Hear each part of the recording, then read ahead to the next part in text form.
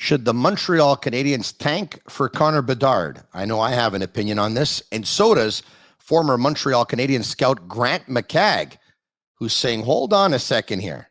Who's to say that Bedard is going to go first overall? Now, the last time he said, who's to say that Shane Wright is going to go first overall? As a matter of fact, he said he won't go in the top 2. And then at one point, he said he'll go number 4. And guess what? He went number 4. Is Connor Bedard going to fall and slip in the draft rankings as well? When the 2023 NHL draft comes around, will Connor Bedard slip to 2? Will he slip to 3? Should the Canadiens tank for Bedard? I discuss it with Grant McCagg on the Sick Podcast. I'm Marinaro. Turn up your volume. Because you're about to listen to The Sick Podcast with Tony Marinaro. The sickest Montreal Canadiens podcast. And now a 24th Stanley Cup banner will hang from the rafters of the famous Forum in Montreal. The Canadiens win the Stanley Cup. Sports entertainment like no other. Brought to you by 8.6 Beer, intense by nature, and La Cage. If the last time you went to La Cage was when the Habs won the Cup, it's time you went back to La Cage. The menu will surprise you. Marinaro, the Sick Podcast, brought to you by 8.6 Beer, intense by nature, the beer for those who follow their instinct and live their passions in order to make their mark, and La Cage. If the last time you went to La Cage was when the Habs had a 50-goal scorer, or even when they had a 40-goal scorer, which was back in the early 90s, then it's time you go back to La Cage. The menu will surprise you. This guy never ceases to surprise me because he's very strong on his opinions, just like how I like them. And that's Grant McCagg of recruits.ca, former Montreal Canadiens scout. What's going on with you? Hey, just getting over COVID there, Tony. Just finally tested negative yesterday, so on the rebound here. What a bad idea of COVID to actually try and attack Grant McCagg. Yeah. Yeah, well, it lost, but it was a good battle. How bad was it? Oh, it was bad. Like, it was 2 weeks, Tony, couldn't really do anything for 2 weeks, so did a lot of scouting. I can imagine. I would imagine that you're tuned into the Hlinka Gretzky tournament. Yeah, talk to us about that, actually, before we get to what I would like to make the topic at hand, which is Connor Bedard. But what can you tell us about the Hlinka Gretzky tournament up until now? Yeah, it's gone about as expected. Canada, I think there were only 9 Canadians that went in the first round of last year's draft. This year, it's looking like it might be at least half of them end up being Canadians. So that's nice. I mean, as a patriotic Canadian, it's nice to see, Canada have a good, strong draft crop. And plus you get to see them more often, right? So you can be a little more sure about them. So, it's a strong group. I think there's 4 or 5 guys that are certainly in the top 5 mix now that are playing in the tournament, or top 10 anyway. But the 3 guys that are considered to be the top 3 going into the draft, I think, are still aren't playing at the tournament, and that's Dvorsky, Michkov, and our favorite Bedard. All right. Okay. Speaking of Bedard, this is why, one of the major reasons why I have you on, because you sent out a tweet that caught my attention. And for those who missed it, why don't we bring it up right now? There you go. This lose for Bedard 11 months before he is drafted is silliness. From November on last year, the refrain was lose for right. Habs finished last, won the lottery, and still didn't get right. A lot can change in 11 months, folks. Well, okay, I understand the text message, but when you say they still didn't get right, they opted not to select right. But if that's right, they wanted to, they could have had him. Well, that's why I put get in quotations. Yeah, no, I get it, but it makes you believe that you are not sold on Connor Bedard. Now, I'm not going to mock it. I'm not going to vehemently disagree with it, because this is what you do for a living. There's a lot of people that were not happy with you when you said you were not overly sold on Shane Wright, and clearly some other teams were not. He slipped to 4th in the draft, but give me your arguments on Connor Bedard might not be number 1 come June 2023 or July 2023, whatever. It's going to be June, I guess. Yeah.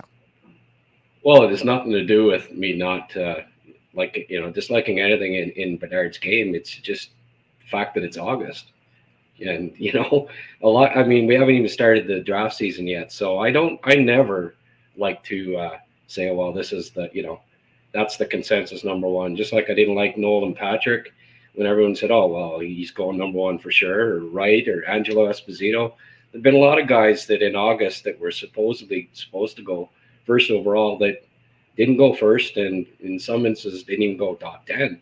So, I mean, it's all about just the fact that you don't predict who's going to be first overall in August. There's the scout, like I don't know a single scout that approaches it that way, but the media, not the media so much, but social media.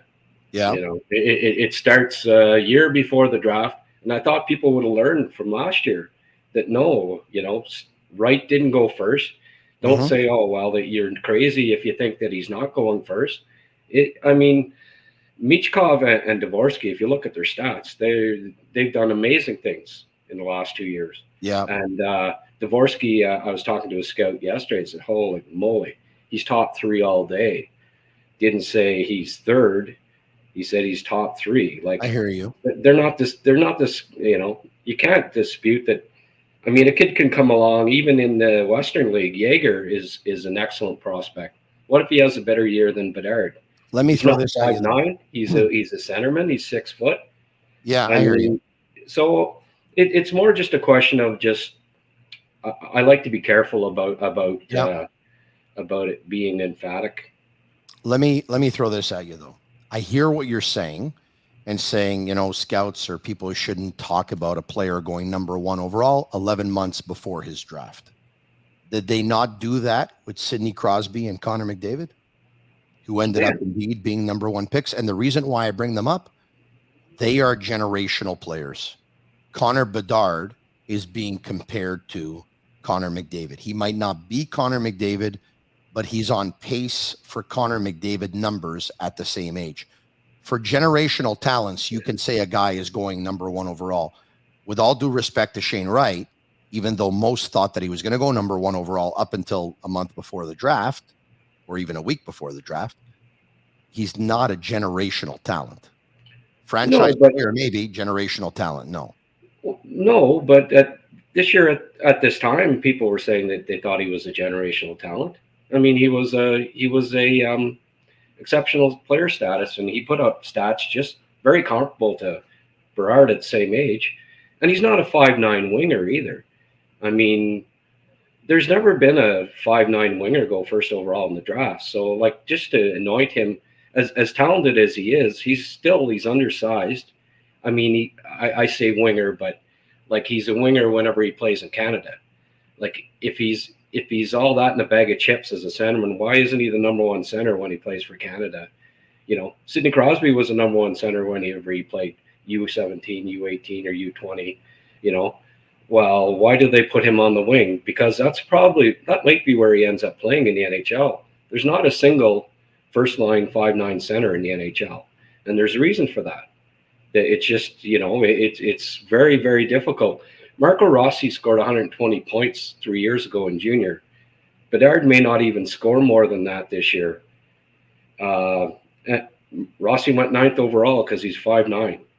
I hear you. I mean, as fantastic and as dynamic as he is, if Dvorsky or Michkov play as well as he does this year, and it's a possibility, there's a good chance that they'll go ahead of him in the draft. So I hear you, but in Michkov's case, look, we know he's out for 2 months with an injury. We also know he's tied up to a contract in Russia for the next couple of years, so might not be eligible to play in the National Hockey League right away. But let me ask you this. Braden Point went 3rd round, 79th overall in the 2014 NHL entry draft. I understand that Braden Points are few and far between, But we're not talking about a 5'10" centerman here. It was a number one centerman in the National Hockey League.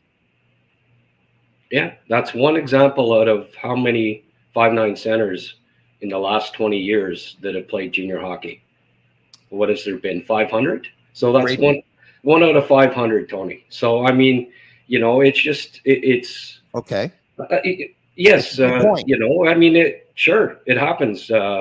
But is Braden Point a generational player? No, but if Connor Bedard could be better than Braden Point, he can be. Well, here's another thing. Might be. He might not play center even. But we don't know that. And you're we'll right have a better about that. idea in March of next year. Yeah, you're right about now. You're right about that. Marty St. Louis was not a big winger.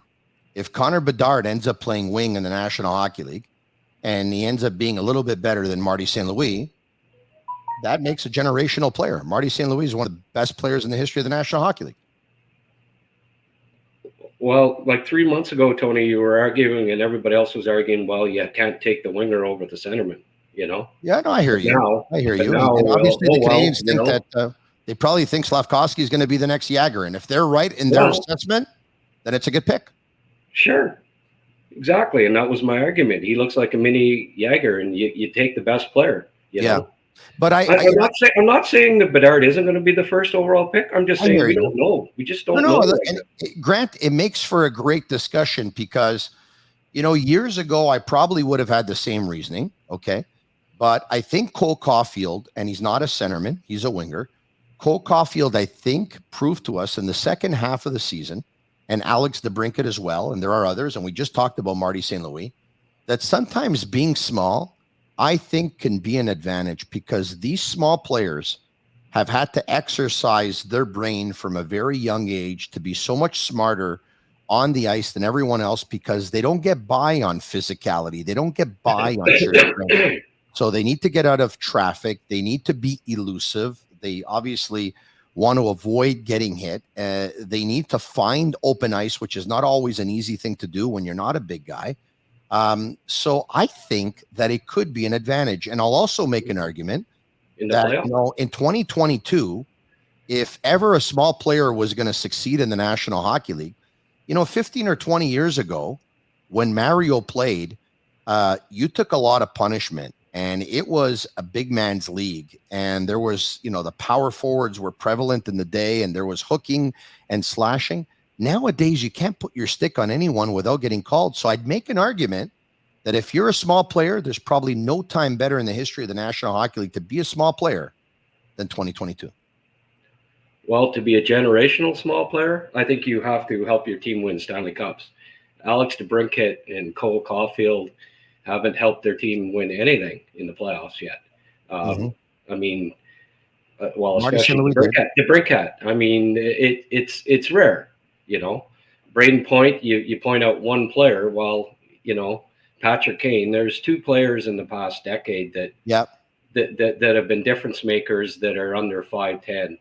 I mean, that's two players out of a lot of players. And Marty St. Louis before them.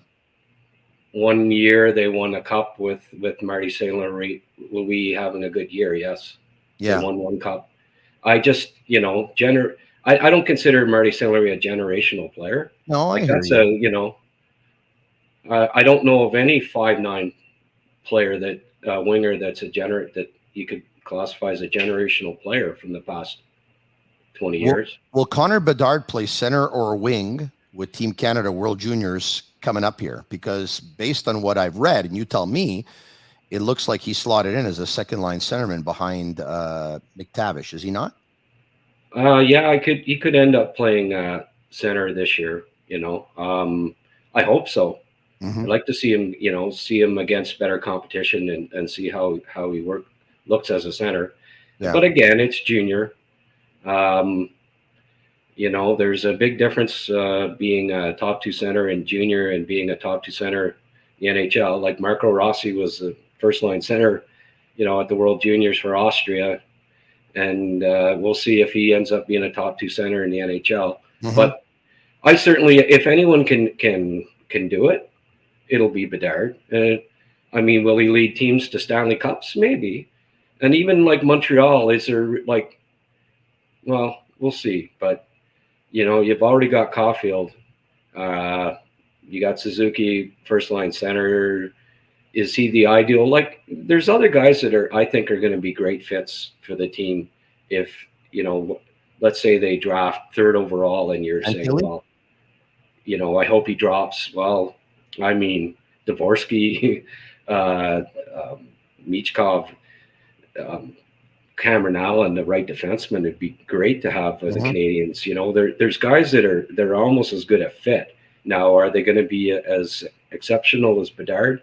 Yeah. At this point, it looks like Bedard is going to be the best player. But I'm not discounting some other guys ending up going ahead of him. I'm not yet, anyway. You asked the question before, and you said if he's so exceptional, why doesn't he play center? Up until now, why hasn't he played center for Hockey Canada and played more of the wing? I'd also say that here's a guy who scored 51 goals, I believe, this past season with the Regina Pats. I mean, this guy is a goal scorer. Centermen are usually better playmakers than they are goal scorers. So it's not to say he might end up being a winger at the National Hockey League level, because he might end up being a better goal scorer than he is a playmaker. If he's got 40 plus goals in him at the National Hockey League level, he may end up being a winger. That's right. Yeah. Dvorsky could be a 40, and Michkov could be 40, 50 goal scorers at the NHL level too, in the wing. So, I mean, it's early, Tony, and I just, more so than anything, the argument just is that, you got to, I don't know any scouts that are saying, oh, yeah, Bedard for sure is going number one. And, I mean, you got to be careful with it, right? Last year was a perfect example. Shane Wright, he didn't even go top three, so... if that doesn't teach you that you don't count your chickens before you're hatched, I don't know what will.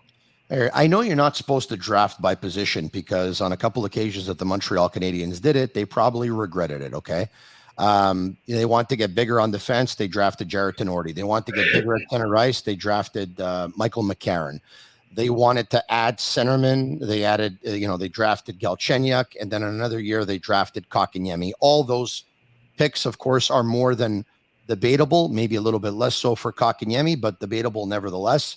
Having said that, with Suzuki and Kirby Dach and Christian Dvorak and Jake Evans, if the draft were tonight, let's just say, and the Canadiens had the number one pick, I think, knowing that there are certain question marks on what the ceiling is for Dach and Dvorak, the pick would have to be Bedard, unless, of course, there are really doubts that he can be a centerman at the National Hockey League level, given his size or lack thereof. Yeah, and I mean, there are a couple of other really good centermen. This is a really top 10 of this is very exciting. There's a very exciting group, And, you're going on the premise that the Habs magically end up with the top pick 2 years in a row. I mean, the odds of that happening are, are just so low. And I really don't think they're going to be the worst team in the league this year either. So, it's going to take some doing for them to end up with the top pick again. So we can talk about it all we want, but it's a very, very, it's a real stretch to think that the Canadiens are going to end up picking first again. I don't think they're going to be last overall. But I do think that, seeing as they want to alleviate money off the cap, seeing as they didn't add any unrestricted free agents, I don't believe that Carey Price is going to start the season. Now, at the time of this recording, this is Saturday, August 6th at 5 p.m. I wouldn't bet on Carey Price starting the season. So I think goaltending is going to be a question mark. I think production with their number 2 center, number 3 center could be a question mark. I think the experience on defense can be a question mark. I think the overall play of the defenseman, given that they're probably going to add some young players, could be a question mark.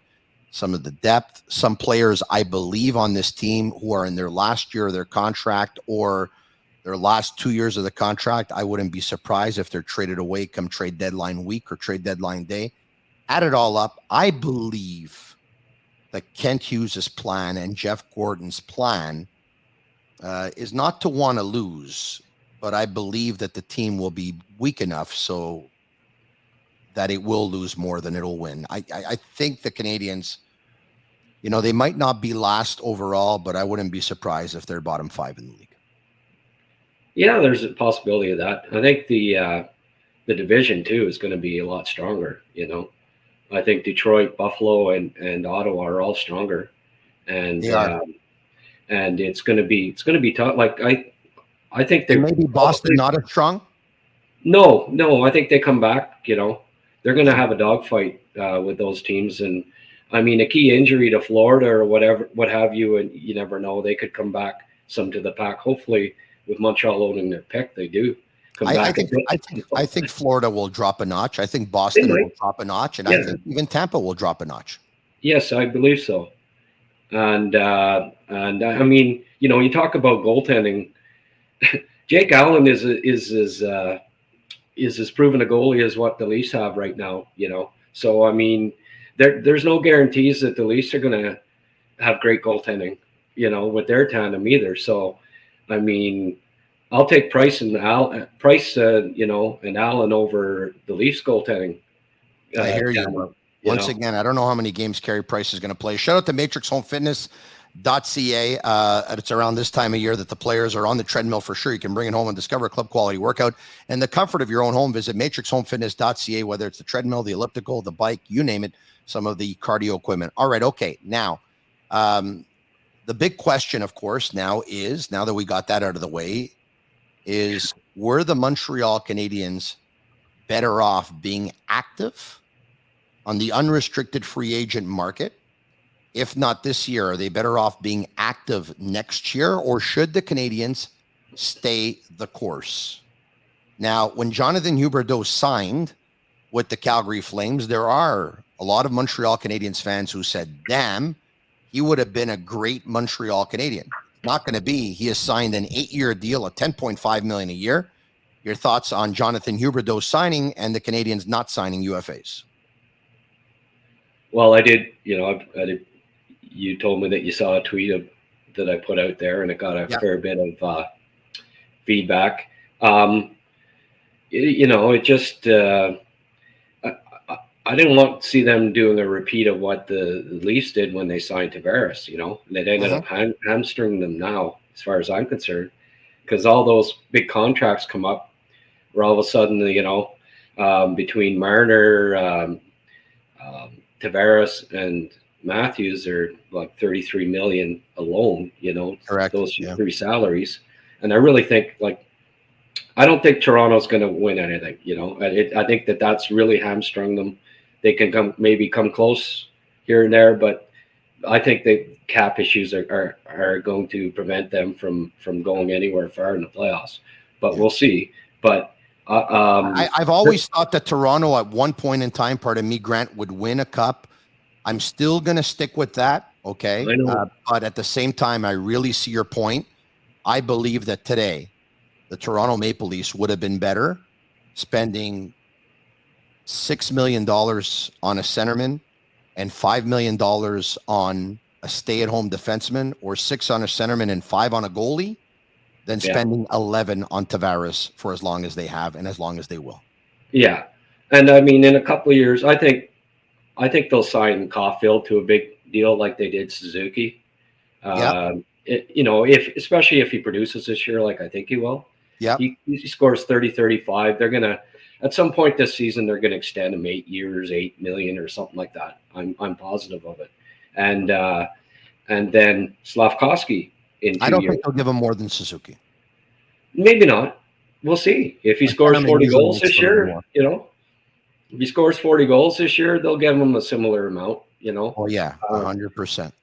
And then Slavkovsky, if he becomes the player that everyone hopes that he can be, in a couple of years' time, they'll be giving him the same contract. So all of a sudden, then, if you put in $10.5 million for Huberdeau with those three, you're eating up. You're doing a Toronto Maple Leafs type of thing where four players are eating up half your salary cap. And you feel that if you have that player at 29 or 30 years old, you need to win in the first couple of years, because with the law of physics, you usually decline. Now, there are exceptional players who played really good and were stars in the league up until 37 years old. Zetterberg is one, and Datsuk is another, and Jaromir Jagr, of course. but those, once again, are really exceptional players. Hey, a shout out, WWE returns to the Bell Center for the first time in over 3 years. Tickets are on sale now for WWE Friday Night SmackDown on August 19th. You can purchase tickets on Ticketmaster.com. We're also giving away free tickets. All you have to do is subscribe to our YouTube channel, The Sick Podcast, and comment WWE Sick on this video. If you can smell la, la, la, la, la, la, la, la, what marination is cooking. All right, okay. So in ending, what's the one story when you look at the Canadiens that you're looking at right now? So, training camp is a month and a half away from terms of pro camp and stuff like that. But if there's one that you're paying attention to right now, is there one already? Slavkovsky. I'm just, I can't. I mean, the last time they had the first overall pick was Wickenheiser, and they screwed that one up. He better not be sitting in the stands for a game one like they did with Wickenheiser. I know the Wickenheiser year, right? If there's one thing that really hurt was the Canadiens had a game versus the Chicago Blackhawks, right? Which I believe was at the Montreal Forum. And Wickenheiser was a healthy scratch in that game. And Denis Savard for Chicago was not. And I believe Savard got a goal or two and was a star in the game. And things just went downhill from there. Yeah. Well, I mean, very first game of the year, a kid that had been a superstar all the way up and it was deemed to be a generational player, on the go. I remember I had a subscription to the Hockey News and you read article every single week about how great this kid was and how great he was going to be. And then to sit him in the stands, they had a strong team, but they handled it completely wrong. And I think that, the opposite is going to be true with Slavkovsky, but there's a lot of unknown there, Yeah. There'll be a lot of pressure on him. And, I can't wait to see him in the exhibition season and see how he looks and where he starts the season. What line? I think he starts with the Canadiens. I'd be shocked if he didn't. But I think so too. What line he starts on and how he performs. I think that's the big story. I don't think he'll start on the first line, but I wouldn't be surprised to see him finish the season on the first line. Grant, I didn't remember that Wickenheiser being a scratch was the first game of the season. Was it the first game of the season, really? Yeah, very first game of the season, He was sitting in the stands. I talked to the late Brian Murray about it. Like he had him in junior, and he was just, they said that, and he told me that they completely mishandled it. The kid was just a natural at everything, and then to be brought down, I mean, they shattered his confidence, and he turned to nightlife and got depressed and all that stuff and. Just it was handled completely wrong with the kid, and he was too good for junior. Well, you play him. He's the key to the future. Just like Lafleur, did they sit Lafleur in the stands the first game? After he was picked, they didn't think about it. It was. I mean, even if you had to start him on the wing or whatever, it was complete mishandling. And a great, a kid that should have been a great NHLer ended up disappointing. You're right. It really is too bad. But you know what? I'm excited about Slavkovsky, even though I was saying, it's going to be all right. I have to tell you, I've seen some of those training videos you see, and not only the off-ice workouts, but also the on-ice workouts. I mean, this is an impressive package that if it comes together at the National Hockey League level, Grant, I think we're in for a treat. And you know what? You're one of the first ones to tip us off to say this Slavkovsky kid is real. So thank you for that. And thanks for joining me on the Sick Podcast. We'll get you on soon. Hey, when was the last time you heard this on a radio or a podcast?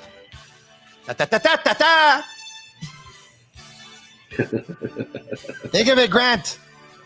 Okay. Thanks, Tony. Caulfield, Slavkovsky.